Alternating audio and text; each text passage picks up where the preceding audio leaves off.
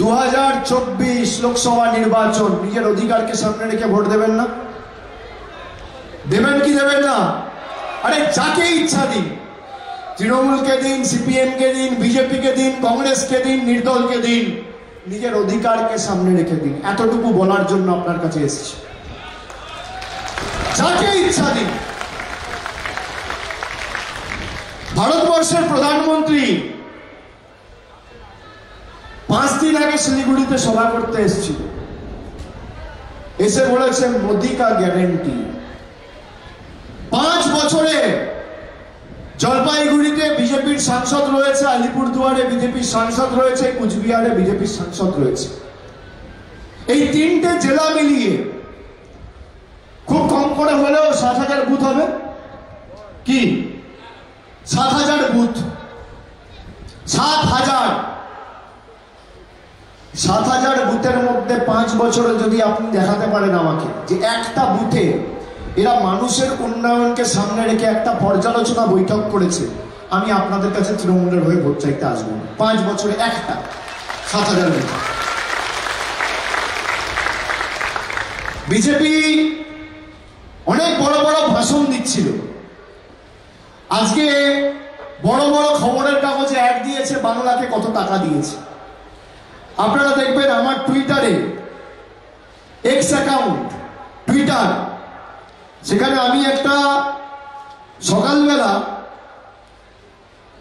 11:21 tweet করেছি, করে বলেছি যে 2021 বাংলায় পরাজয়ের পরে কোন বিজেপির নেতা যদি শ্বেতপত্র প্রকাশ করে দেখাতে পারে যে আবাসের জন্য 10 পয়সা এরা কেন্দ্র থেকে পাঠিয়েছে, বা এমজি নারেগা 100 দিনের কাজে 10 পয়সার একটা শ্বেতপত্র প্রকাশ করতে পারে, তাহলে বিজেপির যে কোনো বড় নেতা, ছোট নেতা আমার সাথে যে কোনো সংবাদ মাধ্যমে, টিভির পর্দায়, চ্যানেল তাদের ইচ্ছা মতো তারা বেছে নিক, সময় তারা বেছে নিক, একদিকে আমি থাকবো, একদিকে তারা থাকবে। তথ্য পরিসংখ্যানকে সামনে রেখে লড়াই হবে, শ্বেতপত্র প্রকাশ করে। এরপরে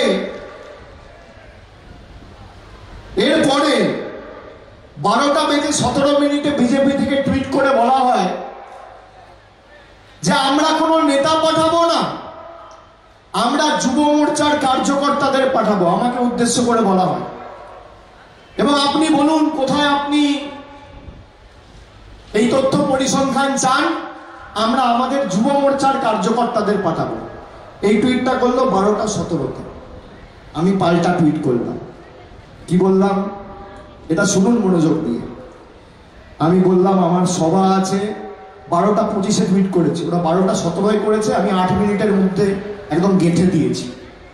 12:25 বললাম আমার সভা আছে আজকে ময়নাগুড়ি টাউন ক্লাব ময়দানে, ময়নাগুড়ি টাউন ক্লাব মাঠে 3টের সময়। দয়া করে বিজেপির কেউ যদি আসতে চায় তথ্য পরিসংখ্যানটা সামনে নিয়ে আসবেন।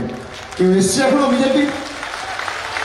কেউ এসছে বিজেপি? আমি সংবাদ মাধ্যমে জিজ্ঞেস করতে চাইছি, এসছে কেউ? আমি বক্তব্য থামিয়ে 2টো পোডিয়াম রেখেছি এই কারণে, একদিকে বিজেপির নেতা দাঁড়াবে, একদিকে আমি থাকবো। কি এসছে বিজেপির নেতা? আমি তো নেতা চাইনি, আমার কোনো ঔদ্ধত্য দম্ভ অহংকার নেই। যুব সমাজের যুব মোর্চার কার্যকর্তা এলেও হবে। এসছে কোন কার্যকর্তা? এসছে? আমি বিজেপিকে, প্রধানমন্ত্রীকে চ্যালেঞ্জ করেছি যে আপনি আবাসের টাকা দিয়েছেন 3 বছরে, শ্বেতপত্র প্রকাশ করুন। বিজেপির কোন নেতা এসছে শ্বেতপত্র প্রকাশ করতে? এসছে? এসছে? এখানে কটা ক্যামেরা আছে? 100টা ক্যামেরা আছে। আমি ক্যামেরার সামনে দাঁড়িয়ে বলছি, 3 বছরে আপনি বাংলায় হেরে যাওয়ার পর যদি 10 পয়সার হিসাব প্রমাণ করতে পারেন যে দিয়েছেন আবাসে আর মানরেগা 100 দিনের কাজে, আমি রাজনীতি থেকে চিরতরে বিদায় নেবো। এত বড় কথা আপনাদের বলে দিয়ে যাচ্ছি। মিথ্যে কথা, হাতে হাড়ি ভেঙে দিয়েছি। কথায় কথায় মিথ্যে। 44,000 কোটি টাকা দিয়েছি। আপনি 3 বছরে 10 পয়সা হিসাবের কাগজ প্রকাশ করুন। ভারতবর্ষের মানুষের সবার থেকে তো কাগজ চাইছে নাগরিকত্ব দেবেন বলে, নিজেদের কাছে কাগজ নেই। নিজেদের কাগজ কোথায়? কি মোদি বাবু, বাংলায় যে টাকাটা পাঠিয়েছেন সেটা তো দিল্লি থেকে উড়ে আসেনি, ব্যাংক অ্যাকাউন্টে পাঠিয়েছেন। হয় ট্রানজাকশন ডিটেলস দিন, নইলে আপনি যে টাকা ছেড়েছেন তার নোটিফিকেশন অর্ডার দিন। আপনি দেখান শ্বেতপত্র।